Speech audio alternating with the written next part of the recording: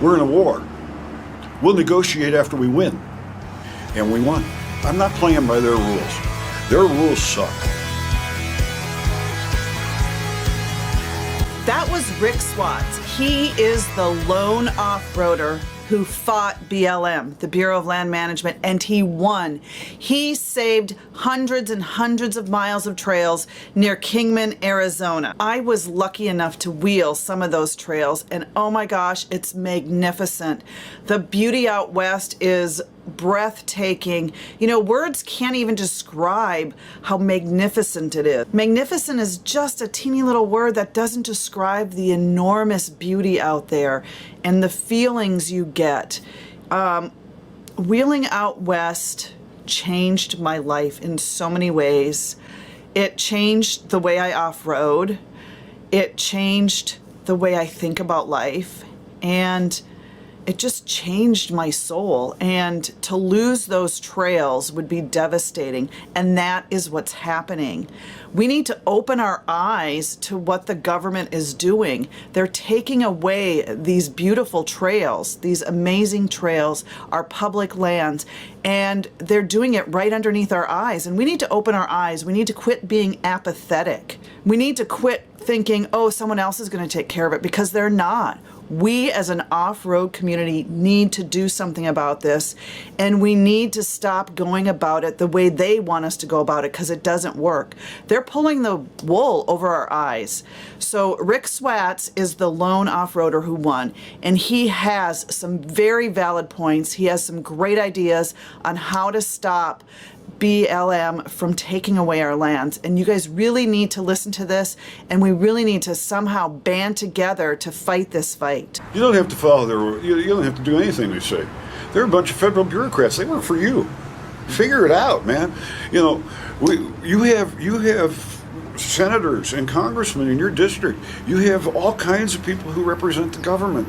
You have local representatives. You have regional representatives. You have national representatives.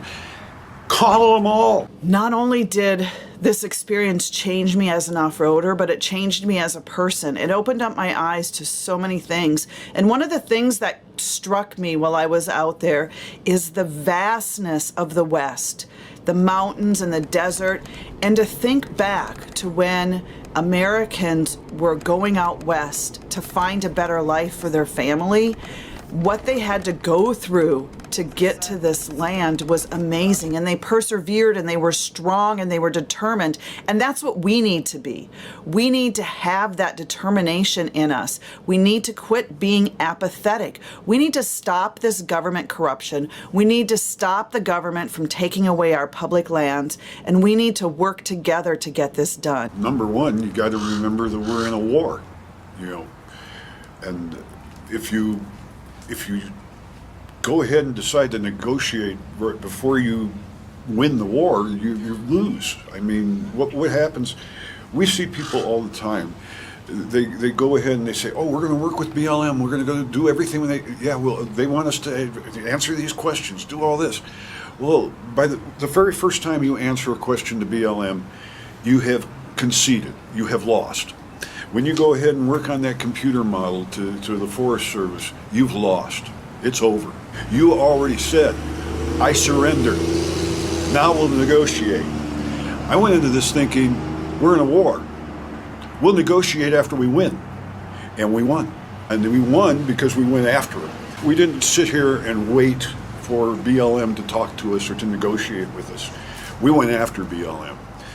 There is no government agency that can withstand scrutiny. If you look at their budgets, every federal agency in the world will fall apart.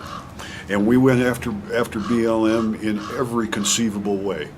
We looked at their budget. We looked at what the work they did. We looked at the environmental impact statements. We went out and checked the trails that they had on their maps, and we found that they had trails that don't exist. As we're going to keep that open. They had trails that are great trails, little 2-tracks that everybody can run. And they had them scheduled for closure. We had trails that had 10-foot drop-offs from washouts that were 20 years old that were listed as open trails on their plan. Their plan was made in an office It wasn't made by going out and looking at trails. They knew nothing about the trails in Mojave County. Nothing. They had a nice map that they did from aerial photographs. That's all they had. Well, number one, we never negotiated. Ever, at any point, did we negotiate with BLM. What we did, to go back to the beginning, a long time ago I knew that eventually they'd want to come and close our trails. So I started inviting people from outside the area to come and share our trails and to establish our trails as an economic resource. So when the time came, the BLM decided to surprise us with a 6-week comment period on 1,630 miles of trail closures in our little region. Not even the whole county, just part of the county. It was going to be 1,630 miles of trail closures. And they gave us a total of 6 weeks to respond to it. And then when we looked at it, the trails are all cut up into little pieces, and you have to click on each piece, and then you have to go to another place and make your comment over there. And one of our people says it's going to take 3,000 mouse clicks just to comment on the trail she likes. And that's what BLM is telling us we need to do. We need to go to work full time for BLM in order to save our trails. BLM works for us, folks. They need to understand that. And let's face it, their budget cannot stand scrutiny. The environmental impact statement and its budget cannot stand the scrutiny. Nothing about these travel management plans can stand scrutiny. You go out and you look at the trails. Some of them aren't there, but they're supposed to be open. You look at another trail. It's totally impassable for anything in the world, but they're going to keep it open. Come on, didn't do their job. And then they go ahead and they tell us that it's up to us to go out there and gather the proof. BLM told us that they'll violate the state and federal law to close trails, and if we point out to them that they broke the law, then they'll reopen the trail. The law is federal law 2477. So a brief explanation in layman's terms of RS 2477. It was a short one-sentence law back in the 1800s, and it reads, "The right-of-way for construction of highways over public lands not reserved for public uses is hereby granted." And it's an old mining act from the 1800s that requires that roads that were built prior to 1977 stay open. They were built under the Mining Act to provide access to the mines. And here in this county, we have the heaviest mining area in Arizona, which is known for mining. We have roughly, I think in our area alone, just this little region here, there's about 10,000 abandoned mines.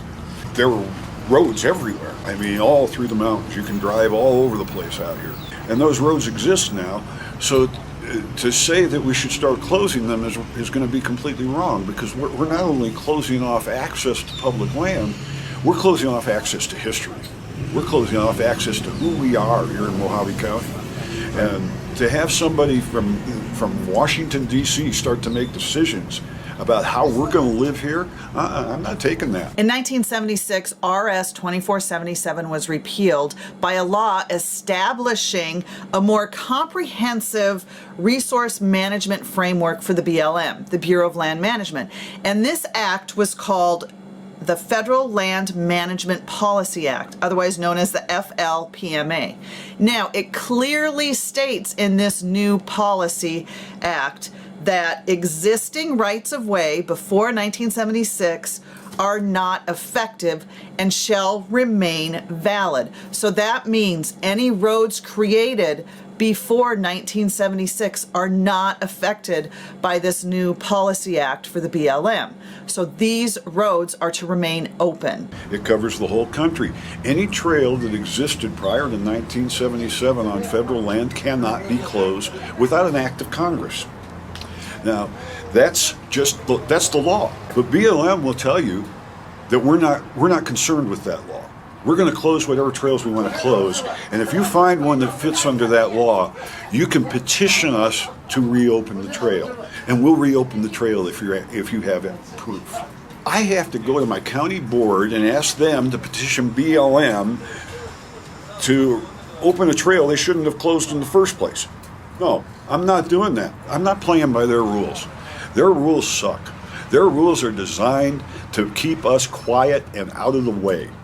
We'll say one thing about BLM. It took us less than 6 months to shut their travel management plan down here in Mojave County, and I never talked to them. I never spoke to the people from BLM. I tell you what everybody knows, so that we can go with that. And number one was when they announced that they were going to have this travel management plan, they gave us this 6-week comment period.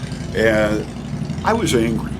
So I went and told the guy who was supposed to be the fellow dealt with our four-wheel drive club that he stabbed us in the back, that he was a traitor, and that I hated his guts. And I was going to do everything I could to see to it that I screwed them.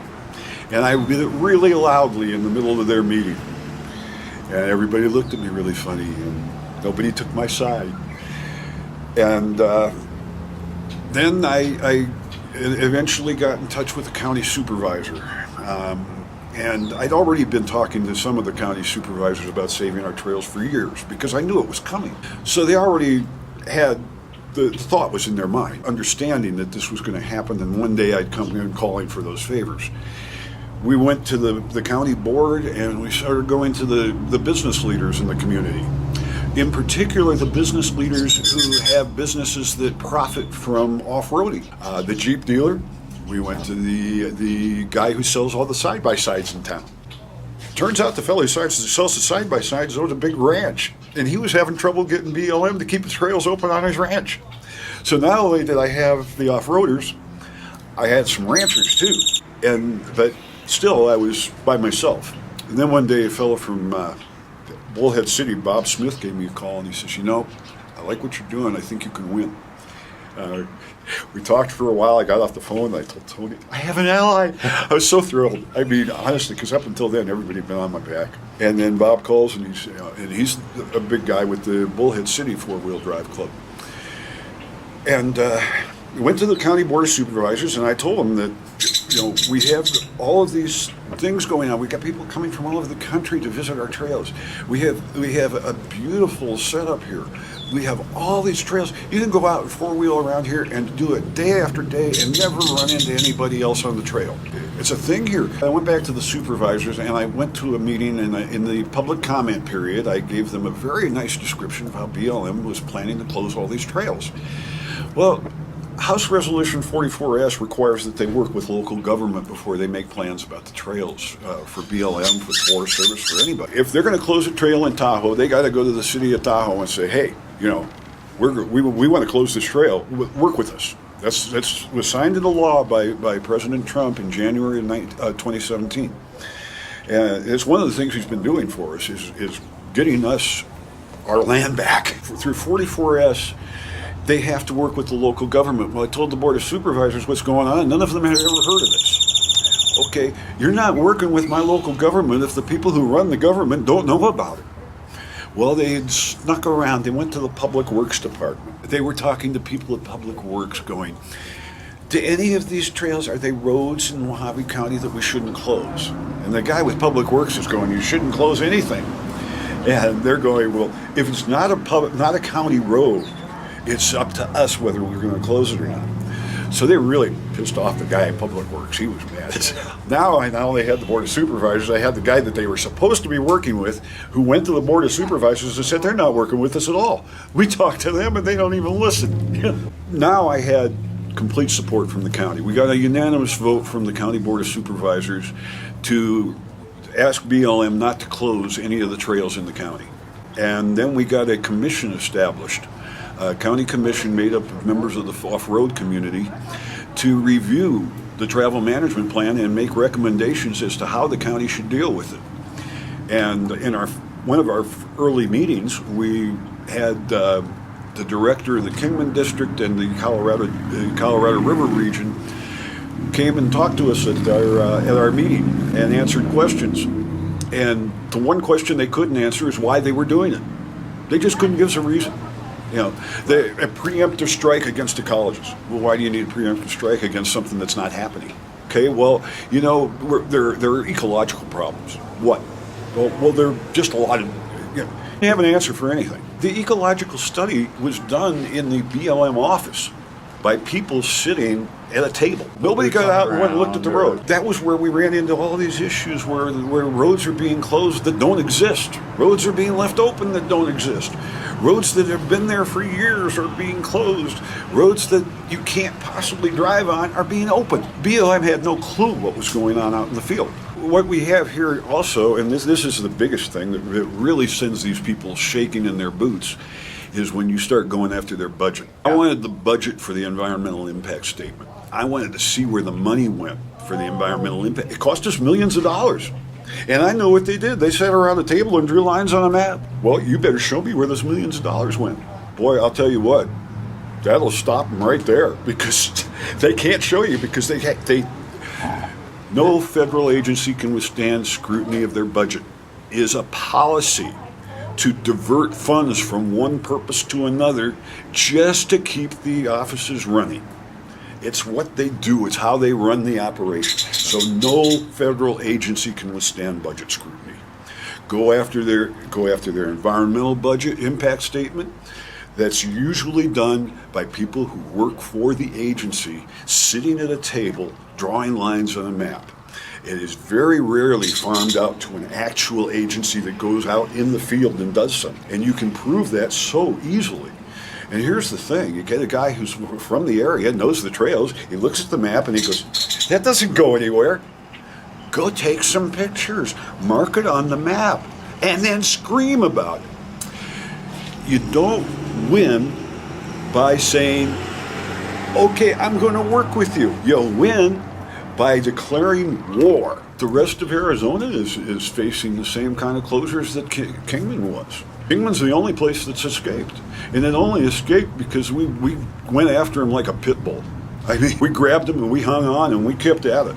And we never let go. And it only took us 6 months to turn the whole thing around. From the day they announced they were going to close those trails to the day they said, we're not going to do anything anymore. We're going to go back to Washington, D.C. and get better instructions. It was only 6 months.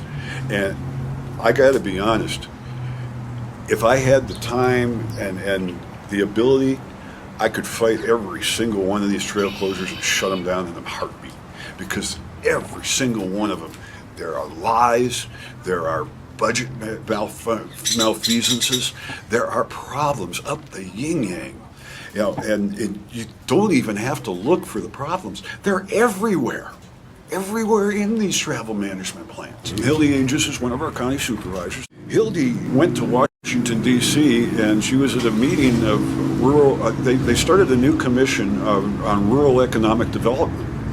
And they were going around in the western United States, and they were going around the table asking people what helped them and what was a detriment to them in their local areas. And Hildy got her turn to speak, and she goes, well, we're just trying to keep BLM from closing our trails because we feel we need them for our economy. It was probably our biggest problem in terms of economic development rurally here. And all of a sudden, the Department of Interior decides, hey, maybe we should review this. But it all started with the lone voice in the wilderness, and a lot of people criticizing me for taking this as a fight. But the truth is, we lost before we began if we didn't fight.